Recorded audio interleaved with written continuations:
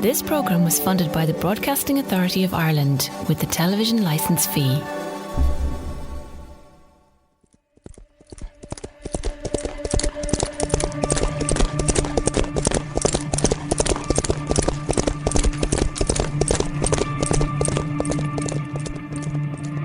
I'm Jordan McCarthy and welcome along to episode 2 of Leading the Field. This week we look at the local breeding industry. The breeding industry makes up a major part of horse racing. In fact, it is a key part of the Irish economy. The bloodstock sector provides employment and a large amount of capital for Ireland. Horses can and do tend to fetch high prices at the sales, both at home and abroad. The sales ring is the ultimate target for the majority of breeders. But let's take a look at where it all begins. There have been many high-class horses sired by stallions situated at both Glenview and Rathbarry studs in Fermoy, County Cork. The stud farms are run by the Cashman family and they have become major international operations. Rathbarry houses the flat stallions, while National Hunt stallions stand just a stone's throw away at Glenview. Paul Cashman explains how it all started. Paul Senior, yeah, would have set up the stud here back in the early 1930s and in those times, and obviously back then it was more, half-bred horses really, that was here at the time, and obviously he was farming.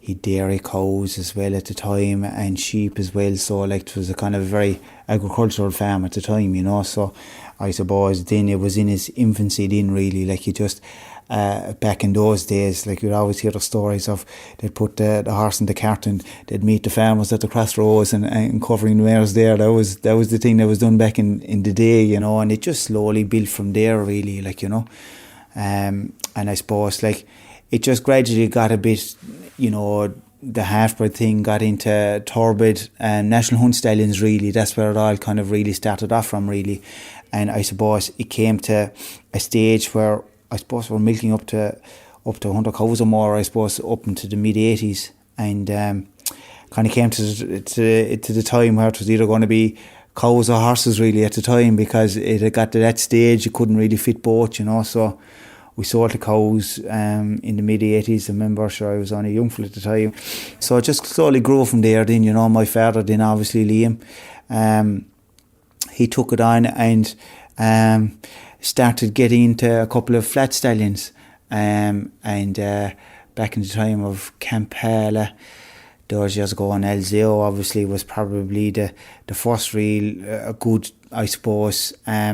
He was the horse that would have put us on the map really as a flat sire, Elzeo was. And then I suppose we got to the stage where Rathbarry, I suppose, was catering for flat and National Hunt, and I suppose it wasn't big enough to hold both the National Hunt and flat stallions, especially with the mares you were catering for. So we ended up, I suppose, 20 or 25 years ago, we bought an outside farm that's Glenview stud now, and that'd be kind of a sister stud where all the National Hunt horses are now. What stallions are currently standing at Rathbarry and Glenview? We have 5 stallions here in Rathbarry at the moment.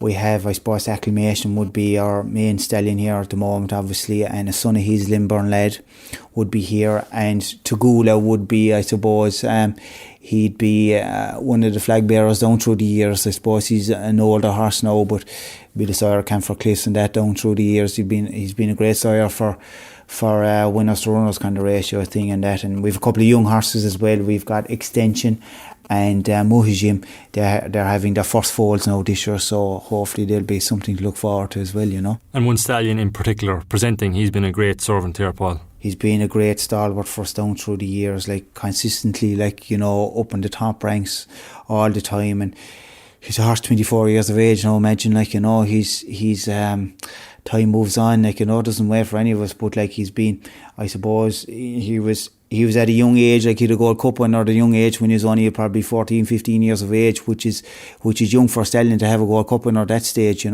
So, and he's after 2 of them now, and he's after a Grand National winner in either England and Ireland, so he's probably, leading living sire at the moment, and Yeah, I mean, like, he's one of those few stallions. It's very hard to get a stallion like Presenting that can get you a nice model of a horse that's a sales horse and can get you a race horse as well, and with great temperaments. And it's the one thing he does, like, you know. So we've been very, very lucky with the likes of him now, you know, very lucky. Obviously, Robin is obviously a great sire. Like, I mean, you know, he's runners to winners ratio has been very good, especially with kind of black type races. Like, and I suppose Willie Mullins has been a great advert towards the horse. He's been a great fan. He's down through the years with the likes of Vatour and Quivega and Sir de Shams. What we have as well up there is Scirocco is a new addition now, I suppose. Like, well, we have him. His first crop now would be yearlings with us now, you know. So he's been very popular the last 2 seasons, you know. Got plenty of mares and the sire of Any Power. And you've also got the sire of this year's Gold Cup winner, Shalikoff, a lovely strong horse. He came from Germany, I suppose. We have him now. He's after doing, I think, 3 seasons with us now, and he's been very popular the last 2 years. You know, obviously with Dom Cossack, a fine big chasing type of a horse, and we've a new sire as well as Shalikoff. We've a new horse this year called Melinas, Lortimus horse. Fine big Scorpio horse, 16-2, good step to him, good front leg to him, and sire of Black Thunder, and what's his name, horse of Allen Kings as well, and William Mullins has a very good bump of horses after winning 3 by him. Roughly how many mares are covered by the stallions here each year? The likes of Presenting now is 24 years of age, so he'll have a limited book of mares, you know, because once they go from 20 onwards, years of age, everything is a bonus after that. You're trying to mind them, you know, so he'd have a limited book of mares, like, so, you know, he got near, I suppose, he got 100 mares or so last year, you know, but he probably mightn't cover that this year now, you know. We'll just have to take every day as it comes with him. And I know you're a keen follower of the local point-to-point scene. It's always a great interest of ours, you know, and through my father's time we had always a great interest in the point-to-point side of it, and it's a great start off for young horses to get them going, and it's a great shop window for I suppose to sell on horses, like, say, to trainers in England or whatever, you know. One local breeder who has had incredible success with his stock in recent years is Middleton man Aidan Ahern. Aidan owns the mare Bobbing Back, who has produced a Grand National winner and a Grade 1 winner in recent years.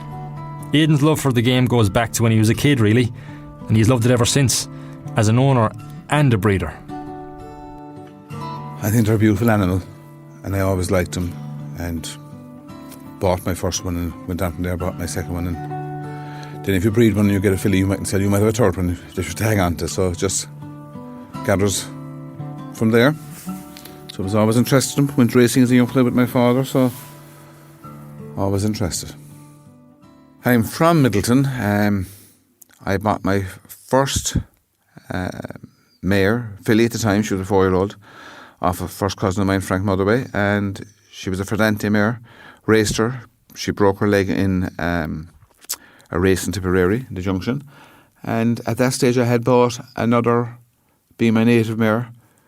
At that, I don't know how old she was now, but she was 3 when I bought her, which was 1999. So I'd say around, I probably hadn't bought long when the other one broke her leg in a race, and if I hadn't the other one bought, I probably would have been in and out of racing as like lightning. But she tried the other one bought, and luckily she turned out to be a very good mare.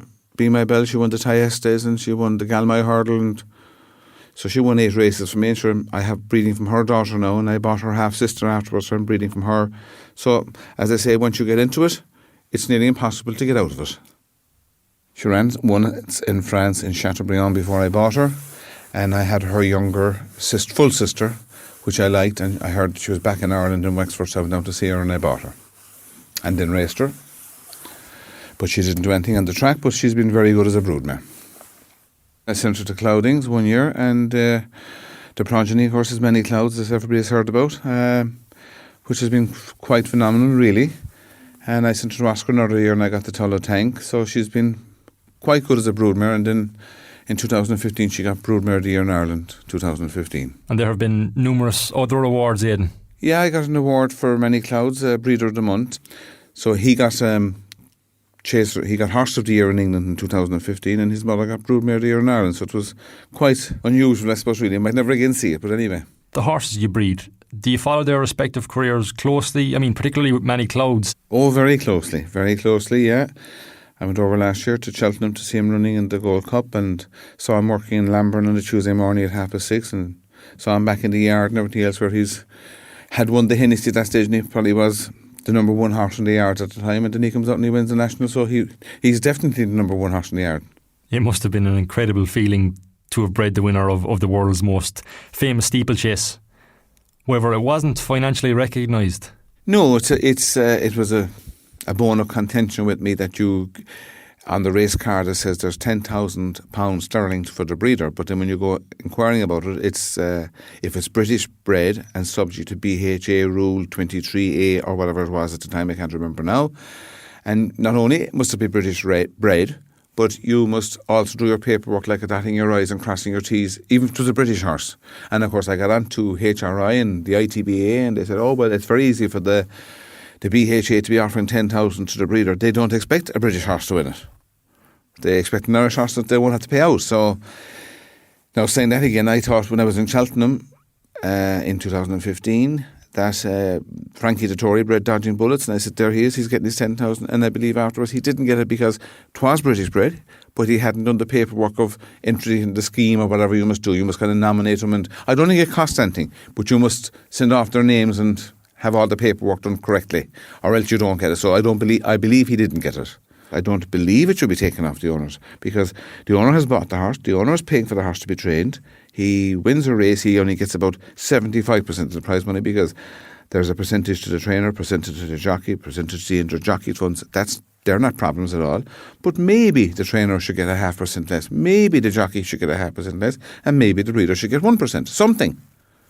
There should be something for the breeders out of, if it's only an €8,000 maiden hurdle and all the breeder got was 200, whatever percentage that would be, I couldn't tell you. But there should be something, as well as the trainer getting something, who's getting his training fees every month, as well as the jockey getting something, who's getting his riding fees.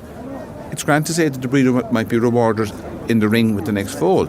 But as I said, the mare may be dead, so he's no next foal to bring to the ring. Another local breeder that has tasted big race success is Sean Hernady.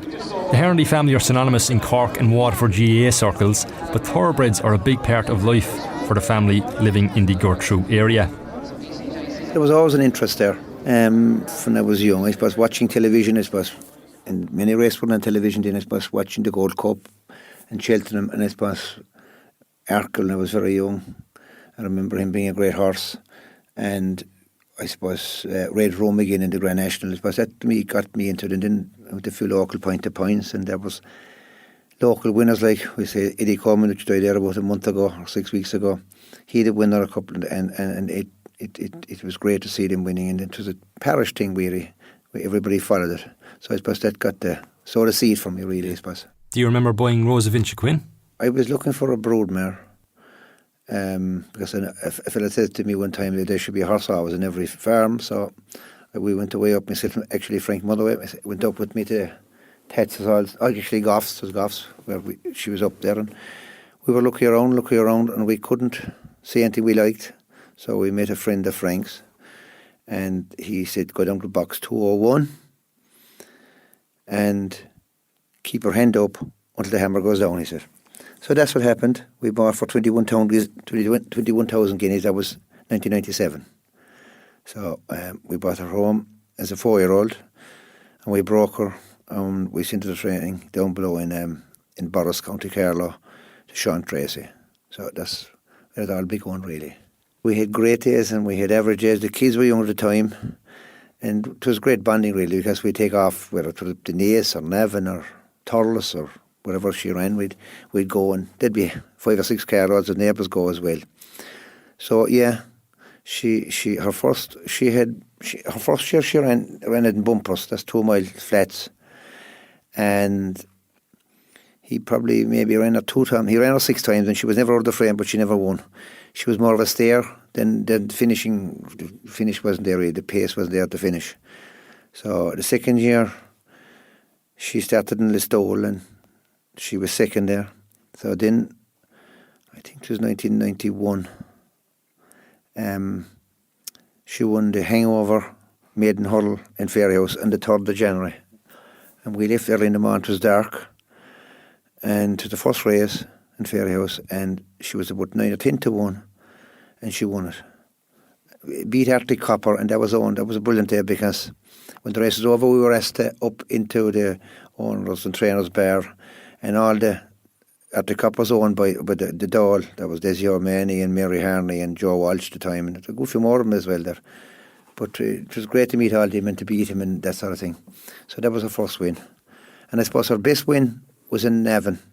She won the Lismullen Hurl, and she was 33 to 1 that day, but she came home in front anyway. You have bred quite a few as well. I suppose I sell them mostly at foals, really. And the one, I suppose, really at the moment is Empire of Dirt. He was a Western horse, sold him as a foal for 65,000, and took him up to the sales, and there was a lady there. She bought it, Jane Grosvenor. She's actually Lady Jane Grosvenor, for an English lady, beautiful, lovely lady. And she bought her back to 3-year-old, and she got 325,000 to the record at the time. And it was the Gigginstown bought it that day, and the following year then I had a 4-year-old, and he was by Old Vic, and we took him up and got 105,000 for him. And they christened him, just my Eddie O'Leary bought him again, and he was Panther Claw. Quite a good horse, a bit slow, but great stayer. He was placed in the Irish National, and he was placed maybe in a couple of more races as well, and he won the black type. I'm not sure which black type he won as well. It must be a really special feeling watching horses you've bred competing on the racetrack. You'd be at the end of your seat, the whole family would be watching, whoever you watch him, and you'd be watching all the horses in the race on your own, more or less. And when it's coming to the finish, and it was anywhere close, you'd be kind of roaring him on as if you were there yourself. It is very exciting time. Yeah. Winning on the racecourse is fantastic, but having a winner at the local point-to-point must be a great thrill too. And you bred a horse that won a killer this year. That was a brilliant day, because that was the same day as Empire of Dirt won as well. And I didn't go to the races because it was kind of wet in the morning. I was kind of busy, and I knew she was into, but they said no, they're running or not. But she won there. What is it like for smaller breeders in the current climate? In breeding, I'd advise people not to breed off mares that you'd only be going to maybe average stallions. When I say average stallions, as in stallions that are not heard of, and they'll make small money go to sale. So if you have the stock at the start, it's there, but it's the same from there on, as in the feeding costs, and your chances of winning a race or getting a good price for the horse is much greater.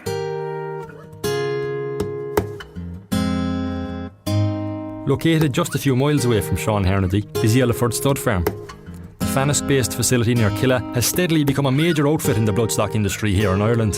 Frank Motorway has been key to the success of the operation. I wasn't really born in the house, I suppose. There wasn't any sort of breeding going on in this farm other than a few half-bred males that used to work when I was younger, I suppose. But when I sort of was in secondary school, and along that time I was interested in the horses a bit, I suppose, and did a lot of hunting and show jumping, a little bit of show jumping, but a lot of hunting, and I kind of had a grow for the horses from that point of view. I suppose that was the start of it. And then I bought my first mare in 1972, first thoroughbred mare, and she was meant to go point-to-pointing, but she got injured, and I put on foal, and that was kind of the real start of the breeding operation, which was about 1973, I'd say, probably. So the horses were basically a hobby for the first 8 or 10 years, I suppose, because they weren't making any money, I suppose, and the cows were propping them up. But as time went on, the horses became a bigger part of the business, and they were able to stand on their own 2 feet as we moved into the years, I suppose, and we had a few more mares and better pedigrees and that type of thing, you know. We're up around 40 mares now, which they wouldn't all be mine, but they're all owned within the family, my sons and my daughters and so on and so forth, would have mares between them. Of all the mares based here, one in particular stands out above the rest. Scandisk, we were blessed to buy her, I suppose, maybe 6 or 7 years ago now. We bought her in Fairyhouse for 62,000, and she became, well, she was the mother of Hurricane Fly, but he became a good bit more famous since we bought her. He'd had won a couple of races, I suppose, prior to that, and so like he just totally surprised us in what he achieved, having won 22 Grade 1 races, which no other horse in the world has achieved. So like he's it'll probably never be achieved again in my lifetime anyway, I'd say. He's just a complete star, and we got carried along by the tide really. When he started winning, we were just part of it. It was great to be part of it, like, and blessed to have the Maher, and she's been very lucky for us. Now she's carrying her 7-4 now in 7 years, so that's an achievement in itself, I suppose. 2015 was a notable year for yourself and the team. 2015, we bred our first, because we didn't breed Hurricane Fly. He was bred before we bought the Maher, but we bred a good horse called Belsill. He won the Supreme Champion bumper in Punchestown and had him being second in the entry in the bumper there. He won very convincingly the Grade 1, and so the Grade 1 is as high as you can go really, having bred one at that level. Belsill gave Motherway and the team at Youghal another Grade 1 at the Punchestown Festival in 2016. I caught up with a delighted winning breeder in the parade ring at the County Kildare venue. So Frank, another Grade 1 win for Belsill. What does it mean for yourself as the breeder to be here today and see him do the job? Oh, it's a great thrill, Jordan, to be here. You know, it's the other things you dream about, to breed Grade 1 winners, and when they come, they're sweet, and they don't come too often, to be honest. It's about a long time breeding to get there. But when it happens, it's a great feeling, and it's a great achievement, I suppose, to a point. Like, because I had it for so long, but now that you're up there, you really know what it's like. Yes, and you sold him as a foal to Wilson Dennison, is it? I sold him to Wilson in the Ferry House foal sales for 23,000, and Wilson appointed him. He just had one run for Wilson. He was third that day, and Willie bought him after that run, and then he ran him last year, obviously in the bumpers, and he was 10th in the Cheltenham bumper, then he was second in the entry bumper, and then he came here and won the bumper here. And then his first run over hurdles was a Maher this season, and he won that convincingly, and then he went to Navan and he won there. And then he won in Leopardstown, the Grade 1 in Leopardstown, Naas, and then he went to Cheltenham, and they ran him the 2 mile race, which obviously wasn't his trip, as we can see now, and he finished down the field that day. And then they ran him in the entry 2 weeks ago, and he finished a very good second, beating the neck, and he came back here today 2 weeks later again, which is probably a big ask after being only over there 2 weeks ago, and won, so that's great. Coolmore is arguably the global leader when it comes to producing winners. I paid a visit to their Grange stud operation near Fermoy, where Andrew Magner gave me a tour of the home of some of the finest jump stallions in the world. Well, this is the covering shed, as you can see by all the pads and the soft surface here, that this is where the mares come down to be covered, and this is really the epicentre of the whole place.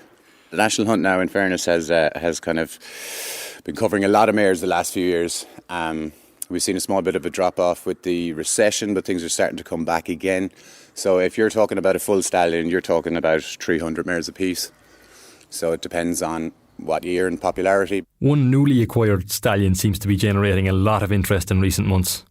Walk in the Park, he's a different model altogether, you know. I mean, and it was hard to ignore, you know, his credentials even from France, you know, from small crops. I think his biggest crop was only 39 foals in a year before last year, and to get 2 horses now favoured for the Supreme Novice and favoured for the Arkle, and 2 machines like Min and Duvan, you know, it's unheard of. You know, you can have stallions breeding 300 foals a year and not get 2 like them, you know. So different model. No, there are many other stallions located here, both new and established. We have Milan anyway, first of all. He's the son of Sadler's Wells. He's 18 now, so he's been with us a while. He's out of a Darshan mare as well, which was a fantastic and much sought after cross back in the day. Another exciting prospect that we have is Fame and Glory. He's probably the best racehorse to ever retire to straight to National Hunt duties. Listen, he's impeccably bred. He's an incredible specimen. He won Group 1 races at 2, 3, 4 and 5. There is so much equine talent here, and your uncle John Magner, who will become a major part of the Sport of Kings, he would have begun his rise to prominence here. Born and bred here. This is where it all started. I mean, there's National Hunt. There has been National Hunt horses bred here since the 1850s, so it goes back a long time. The first truly successful sire to stand here would have been Cottage, and he sired Cottage Rake very, very late on in his life, actually, who ended up being a treble Cheltenham Gold Cup winner, or trained by Vincent O'Brien. So he kind of started the ball rolling, put us on the map. And then in more recent times, you know, we'd have the likes of Supreme Leader. I mean, he was a serious stallion on both codes as well. You know, I mean, not only was he getting it on the track and a highly desirable sire. But then after he passed, I mean, everyone and their mother were falling over each other trying to get Supreme Leader mares, you know. He was a fantastic broodmare sire as well. You know, Keen Leader, Rule Supreme, Foda Island, Fundamentalist, you know, the big names like. With Be My Native as well was here. He was another solid horse. And again, a very good broodmare sire. And then the recently retired Oscar. Coolagown Stud is another well-known operation in Fermoy. Bernie Stack, who established Coolagown along with son David, believes that things are becoming increasingly difficult for people involved in racing. It's gone more difficult now to rear a horse, about 10 times the price than before. And then if you put him into training, it's about 100 times more. With all the fees, travel, entries, blacksmiths, insurance, paying the jockey, the whole thing is gone actually for the very rich man. It's a pity this is happening. Because in years gone by, when I was growing up, nearly every farmer, had an old pointer, and he used to take the whole family, himself and the whole lot out for the day. Now that is over. And what about your own background in racing, and what is Coolagown like nowadays? My family back along the stacks, down in Timple-na-Carriga, they kept up to 400 horses at the time. They would supply the British military with them here. So all my uncles that were there then, 9 of them, they were riding out, and they were all huntsmen. They rode in point-to-points and all that sort of a thing. And I latched on from there then. We started about 40 years ago with one broodmare that we got a present of. And then we went to local sires around, but now we finished up. Unfortunately, we have 5 of our own sires. And we breed flat and national hunt. There's one horse we have is Abscess. He came off from South Africa. He's after breeding a Group 1 winner. He was a very good horse himself. And he has 2 track records. And we're breeding off of him. And his stock are being looked for. They're very good looking. Another fellow we have then is Frozen Fire. He's the first horse ever to go to stud straight away after winning the Irish Derby. And he'll have 2 3-year-olds next year. The other fella is Shantaram. He's 16-1. He's by the leading horse in the world, Galileo. Another fellow we have then is Shashkara. He's come from South Africa again, and he's a Danehill, and he's a half-brother to the legendary Yeats. Local breeders have had incredible success with their stock in recent years. However, breeding thoroughbreds remains a bit of a guessing game. Or does it? Groundbreaking research at UCD in Dublin claims to be able to maximise a horse's racing potential. Celine McIntyre of Plus Vital at Nova UCD explains the significance of the findings. Equinome was launched in 2009 as a result of groundbreaking research led by company co-founder Dr. Emmeline Hill. And that basically the company was set up to commercialise the research coming out of a project in UCD, and which I suppose got off the ground in 2010 with the launch of the Equinome speed gene test. So effectively what we're doing is looking at the DNA code of the thoroughbred. And from that, we're trying to infer whether there's an athletic trait associated with the DNA, the blueprint for the horse, effectively. So we are engaging with owners, trainers, breeders internationally in terms of making sales decisions. And I suppose ultimately how people are using the information is to try and get the best out of their horse. So let's say just in the speed gene test, so in total we have tested in the region of 13,000 individuals internationally. That's mares, foals, stallions, yearlings, across the board. In terms of the speed gene test, it's 94% heritable.